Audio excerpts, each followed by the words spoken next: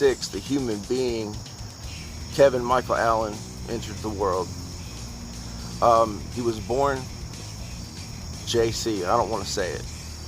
He was born Christ, Jesus Christ. That was what was on his birth certificate. He was born in Lancaster, New Hampshire. His father was an insane maniac.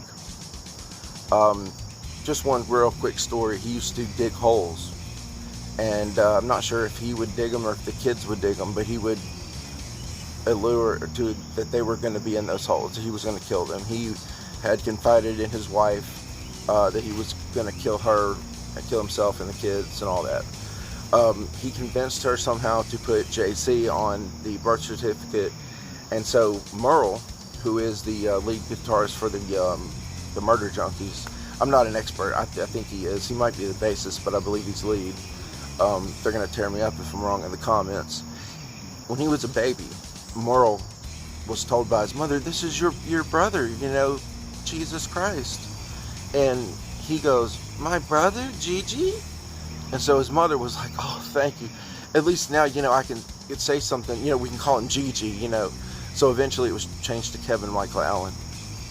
GG Allin is what it was, when he became who he was. I describe him as a performer, a rock and roller, with a death wish. That's kind of how I describe it.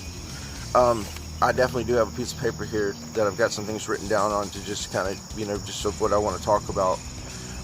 His dad had a vision, he claimed, that he saw an angel of God come to him and tell him to name his son JC, that he was going to be something special. Now, just because you see an angelic being or a spirit or anything like that, it does not mean it's from God, okay? Especially if it's saying to take the most holy name in the world and name your child that. So he obviously had seen that from the dark side, from Lucifer.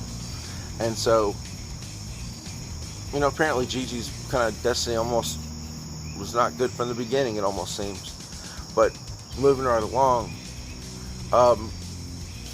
Gigi, he had a show that consisted of self-mutilation, defecation on stage, eating the defecation,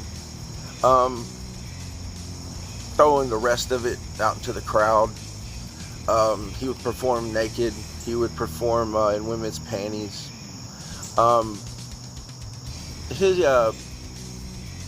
This is my opinion, okay?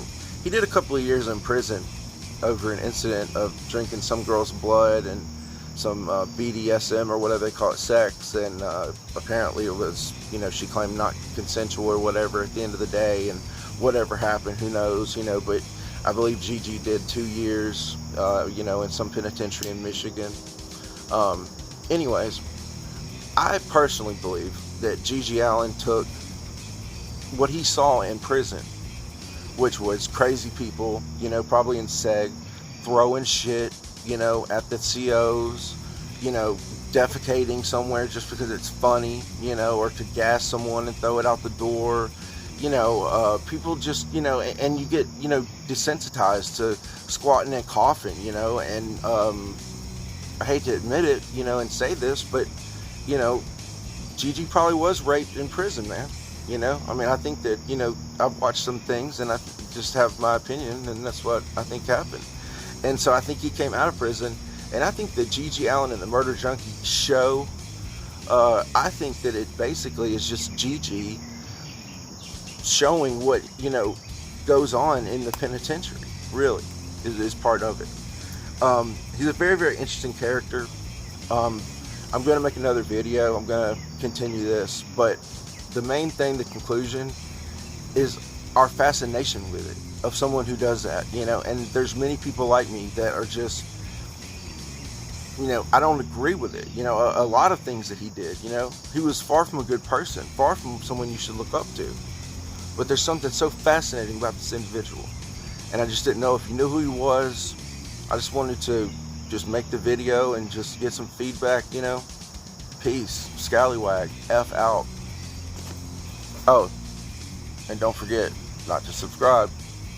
Don't you do it!